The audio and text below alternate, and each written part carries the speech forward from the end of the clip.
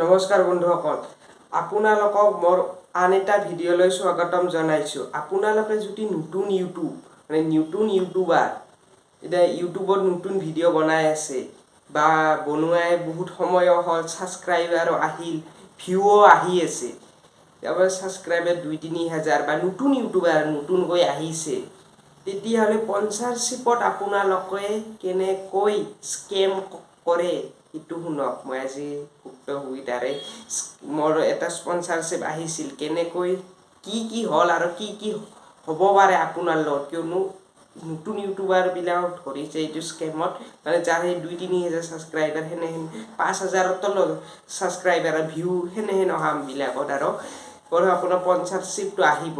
মানে যেনেকৈ আহে মেইল থ্ৰুৱেদি আহে, যেনেকৈ আহে আহিব পাৰে, আপোনালোকৰ ফেচবুকৰ থ্ৰুৱেদিও আহিব পাৰে। ইউটিউবত এটা ভিডিঅ' বনাব লাগিব, সেই ভিডিঅ' বিনিময়ত আপুনি এটা চাৰ্জ পাব। সেইটো চাৰ্জ তেওঁলোকে নিজেও কৈ দিব পাৰে বা আপোনালোককো সুধিব পাৰে যে তুমি কিমান ল'বা এটা পাৰ ভিডিঅ' চাৰ্জ।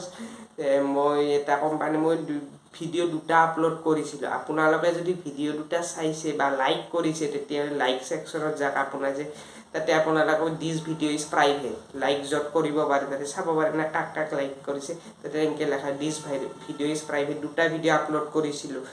এনেকৈ স্কেম কৰিলে যে মই নিজে ধৰিব নোৱাৰোঁ। এতিয়া মই স্কেম কৰা বুজি পাইছোঁ, তাৰপিছত মই ভিডিঅ' 2টা প্ৰাইভেট কৰি দিছোঁ, কিয়নো যদিহে মই ভিডিঅ' 2টা ডিলিট কৰি দিওঁ, তেতিয়াহ'লে মোৰ যিটো ট'টেল ভিউজ হৈছে মোৰ চেনেলত, তাৰে পৰা ভিউকেইটা কাট হৈ যাব। মই নিজৰ লছ কিয় কৰিম ভিউকেইটা কমাই। এতিয়া শুনক, প্ৰথমতে আপোনালোকৰ স্পন্সৰশ্বিপ আহিব। মোৰ লগত কি হৈছে মই সেইটো কৈ আছোঁ। মোক এটা স্পন্সৰশ্বিপ আহিছে এটা কোম্পানীৰ থ্ৰুৱেদি, কোম্পানী মানে মোৰ বন্ধুৰ থ্ৰুৱেদি এজনে আহিছে। মোক ক'লে মই আপোনালোকক হোৱাটছআপৰ মানে প্ৰুফটো দেখাই দিম যে মই সঁচাই ভিডিঅ'টো বনাই আছোঁ, যে এইটো ফেক ভিডিঅ' নহয়, এইটো ৰিয়েল ভিডিঅ'। মই আপোনাক স্ক্ৰীনশ্বট দেখাই দিম, মানে কেনেকৈ কি কথা পাতিছিলোঁ সেইটো মই দেখাই দিম, আপোনালোকে চাই ল'ব। তাৰপিছত এনেকৈ কথা হ'ল, মই এটাই ভিডিঅ' বনাব লাগিব, কিন্তু ডিছক্ৰিপশ্যন সলনি কৰিব লাগিব। ডিছক্ৰিপশ্যনটো মই সলনি কৰি 2টা ভিডিঅ' আপলোড কৰিলোঁ। ফাৰ্ষ্ট ভিডিঅ'টো তেওঁলোকৰ মতে নহ'ল, যে ভুল হ'ল কিবা হ'ল সেনেহে।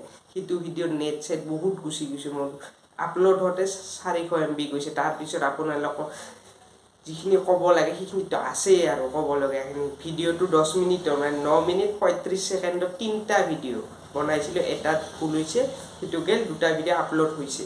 মোৰ চেনেল হৈছিল, এতিয়া মই ভিডিঅ' 2টা প্ৰাইভেট কৰি দিছোঁ, 3টা প্ৰাইভেটেই হৈ আছে, এইটো পাব্লিছ নহয় আৰু এইকেইটা হৈছিল। প্ৰথমতে ভিউ আহিছিল, মানে 40-50টাৰ আশে পাশে 2টাতে ভিউ আছিল। এতিয়া ভিডিঅ'টো প্ৰাইভেট আছে।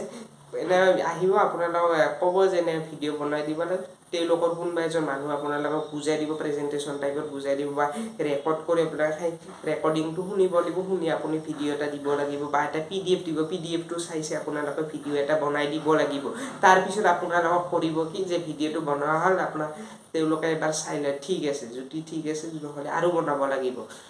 বনোৱাৰ পিছত আপোনাক পাব্লিছ কৰি দিব পাৰে। পে'মেণ্টটোত আহিল, পে'মেণ্টটোত কি কৰে যেনে তেওঁলোকে, যে তুমি ভিডিঅ'টো মই ধৰিলোঁ বুধবাৰে ভিডিঅ'টো বনালোঁ, তেওঁলোকে ক'ব তুমি বুধবাৰে ভিডিঅ'টো পাব্লিক কৰি দিয়া, আমি তোমাক পইচাটো শুকুৰবাৰে দি দিম বা শনিবাৰে দি দিম। সেনেকৈ শনিবাৰলৈ মই ৱেইট কৰি দিলোঁ। শনিবাৰে ৱেইট কৰাৰ পিছত তেওঁলোকক মই মেছেজো কৰিলোঁ বা ফোনো কৰিলোঁ, যে পে'মেণ্টটো যে আজিকালিতো কাৰণ দিব ভালেই হৈছে, যে বৰষুণ আহি আছে, কিবা আহি আছে, সেনেকৈ বিভিন্ন কাৰণ দিলে যে এনেকুৱা।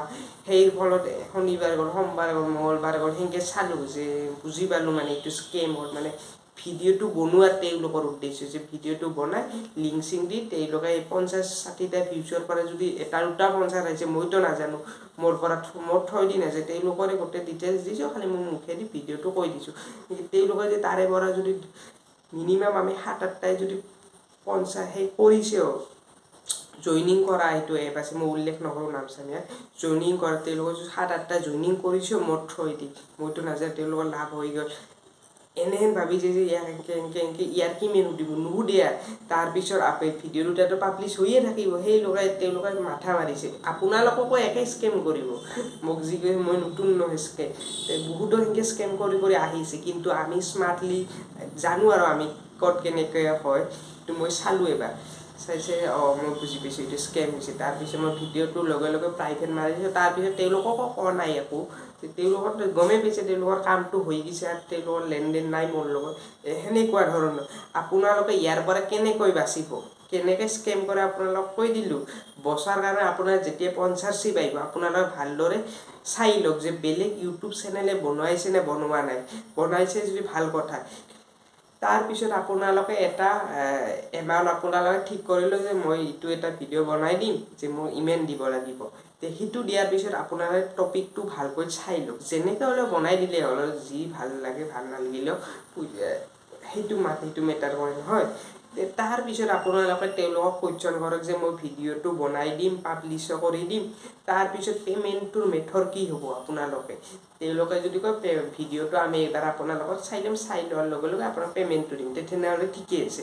যদি কিছুমানে কয় যদি তুমি ভিডিঅ'টো পাব্লিছ কৰি দিয়ে তাৰপিছত দিম, তাৰপিছত তেতিয়াহ'লে আপুনি এটা ক'ব লাগিব যে সেইটো মই ভুল কৰিলোঁ, মই নকৰোঁ, মই 2 দিন 3 দিন সময় তেওঁলোকক দি দিলোঁ অলৰেডি পাব্লিছ কৰাৰ সময় দিব নালাগে। যে এনেকৈ ক'লে হ'ল যে পাব্লিছ কৰাৰ 1 ঘণ্টাৰ ভিতৰত মই পে'মেণ্টটো পাব লাগিব, যদি নাপায় মই ভিডিঅ'টো ডিলিট কৰি দিম বা প্ৰাইভেট কৰি দিম।